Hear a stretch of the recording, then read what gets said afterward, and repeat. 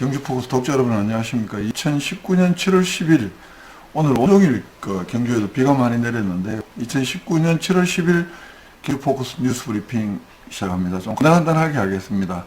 오늘 톱 뉴스는 최신생의 센가트가 있는 생가보건과 관련한 이야기입니다. 센가트가 있는 경주시 중심상가 홍주차장, 여기에 경주시가 주차토 건립 계획을 하면서 이 생가보건이 어려워지는 것 아니냐, 이런 내용 중심으로 제가 기사도 보도도 했고, 또 지난 7월 2일 날 방송된 포항MCTV 시시콜콜 택시라는 이 프로그램에서 제가 출연을 해서 또 그 이야기를 중점적으로 했는데요. 그 방송 이후에 많은 시민들이 최신생의 센가트가 시내 복판에 홍호동 경주 시내 중심가에 있는지조차 몰랐는데 알게 해줘서 고맙다거나, 또는 이 상가에 손님이 없는데 주차장만 자꾸 이렇게 돈 들여서 지으면 못하냐, 이 기회에 한번 풀어놓고 이야기해보자, 제가 주장했던데 여기에 이렇게 동의한다, 이런 의견들도 적지 않았고요. 제가 그래서 좀 과분하게 많은 칭찬도 듣고 또 관심도 많이 받기도 했습니다. 어쨌든 최신생 생가보건에 관한 여론을 좀 환기시키라는 측면에서 기자하는 입장에서 좀 나름대로 보람도 느끼고 있는데요. 앞으로 어떻게 될지는 모르겠습니다만, 어쨌든 이런 가운데 사실은 그쪽 주변 지역의 여론이 가장 중요할 텐데요.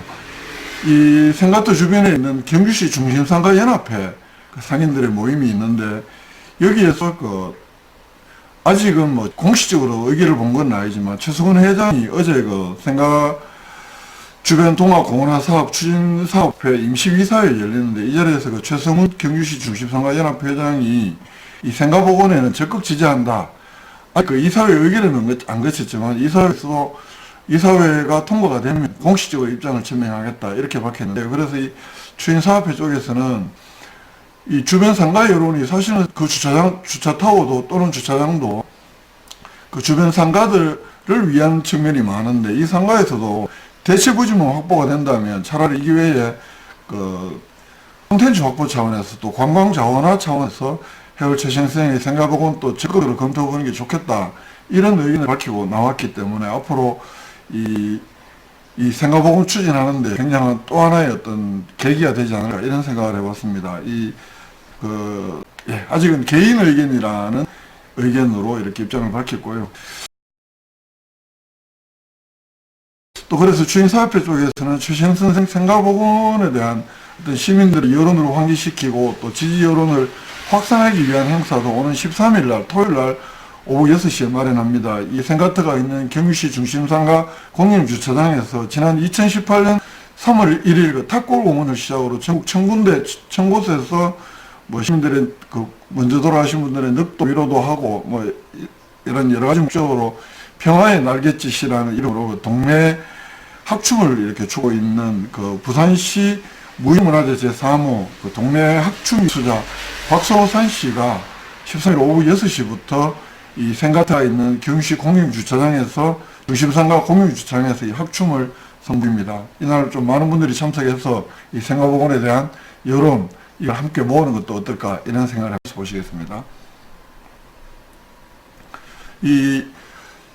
21일이 두 번째 뉴스를 전해드리겠습니다. 21일이 봉길리에 있는 문무대왕 수중릉이 있는, 그래서 문무대왕을 기리는 이 문무대왕의 날이라고 하는데요. 그래서 경주시에서는 18일 날 경주 화백 컨벤션 센터에서 문무대왕 해양 포럼도 개최를 하고, 21일 날은 또 양북면 일대에서 전국 자전거 산악대회를 엽니다.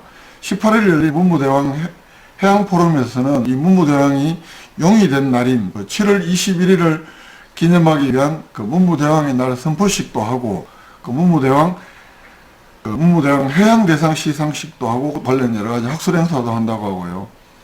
또 21일 양북면 일대에서 원래 처음으로 개최되는 전국 산악 자전거 대회는 양북 초등학교를 출발해서 이견대를 반환점으로 다시 양북 초등학교까지 돌아오는 31km 구간에서 한 400여 명의 아마추어 자전거 동호인들이 참가를 한다고 합니다. 주로 산악 자전거, 크로스컨트리, 개인전 이렇게 나눠서 경기가 열린다고 합니다. 세 번째 뉴스 보겠습니다. 어제 경주포커스에서 영상으로 이렇게 전해드렸는데요. 경주 결의하나를 비롯해서 경주 지역 11개 시민정당 사회단체들이 어제 일본의 수출 규제 조치에 맞서서 일본 제품 불매운동을 선언했습니다. 경북 도내에서 이 불매 시민사회단체들이 일본 제품 불매 운동을 선언한 것은 일본에 이번에 그 수입 규제가 있고 난 자기 나라의 수출 규제가 있고 난 이후에 우리나라에서는 또 경북 도내에서는 어제 경주가 최초의 그 불매 선언 운동 스포식이었다고 합니다. 아시다시피 일본은 지난 7월 4일부터 우리나라의 주력 산업인 반도체와 또 디스플레이 생산에 필요한 핵심 새 제품목의 자국 내 일본에서 수출을 규제를 했는데요. 플루오린 폴리미드, 또 에칭가스, 리지스트 이렇게 3개 품목을 이 포괄 수출 허가제도 대상에서 제외를 했습니다. 그동안 이 일본 내에서 첨단 부품을 수출할 때 이 수출 허가 신청을 면제해 줬는데 이번 조치로 해서 국내 반도체 업계는 해당 소재를 수입할 때마다 일본 정부의 허가를 받아야 되는. 그래서 일본이 이번에 그 강제징용 어떤 매상 판결에 대한 치졸한 보복이 아니냐, 무획적인 보복이 아니냐, 이런 이야기들이 많이 나오는데, 어쨌든 그래서 일본 제품 불매운동을 하자, 이렇게 이제 선포를 했는데, 며칠 전에 그 다이소나 이런 데는 아직까지도 뭐 대성황을 이루고 있다고 하는데요. 어떤 불매운동이 단순 선언에 그치지 않고 실질적인 어떤 시민사회의 어떤 행동으로 이어질 수 있도록 그렇게 좀 되기를 바랍니다. 어제 열렸던 기자회견 영상은 저희 경주포커스에 풀 영상이 있으니까 7분 15초짜리인데요.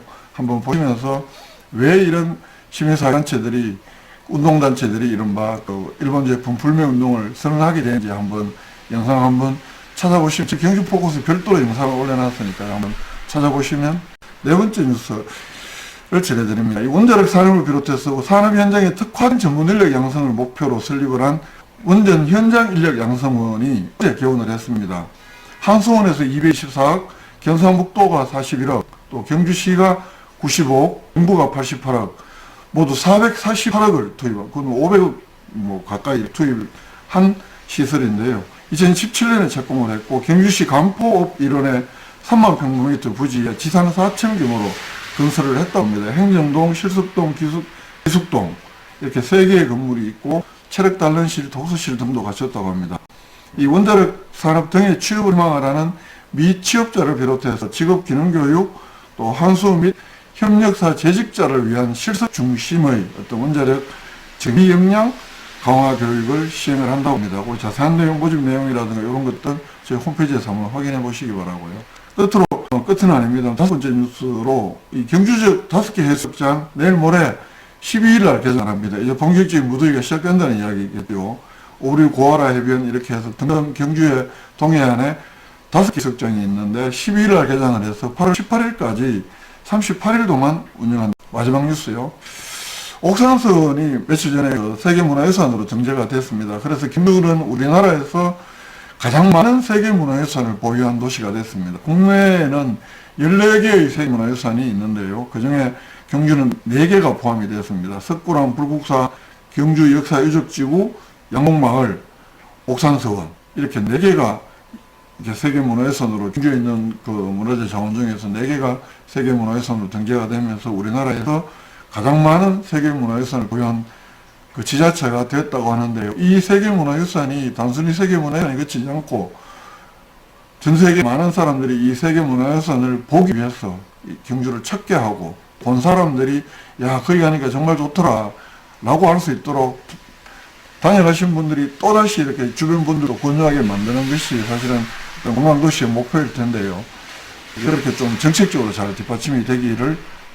이상으로 오늘 그 경주 포커스가 준비했던 오늘 뉴스 브리핑을 마칠 텐데요. 그 매주 화요일 날 오후 6시 20분에 포항 MBC 라디오 열린 세상, 그리고 매주 목요일 내일의 경우에는 포항 CBS 라디오 5시 5분부터 유상훈의 톡톡 동해안에서 제가 출연해서 경주 소식 전해드리는 한 10분씩 전해드리는 시간이 있는데요. 저희 경주 포커스 홈페이지도 많이 보시고 라디오를 통해서도 이 경주 이야기, 경주 소식들 많은 관심 기울여 주시면 고맙겠습니다. 이상으로 7월 10일에 전해드렸던 경주 포커스 뉴스 브리핑 모두 마치겠습니다. 지금까지는 경주 포커스 김종덕 기자였습니다. 요 뒤이어서는 경주 포커스 구독하기, 후원하기 나오는데 한 30초 되니까 맞아보시기 바랍니다. 편안한 밤 되시기 바랍니다. 고맙습니다.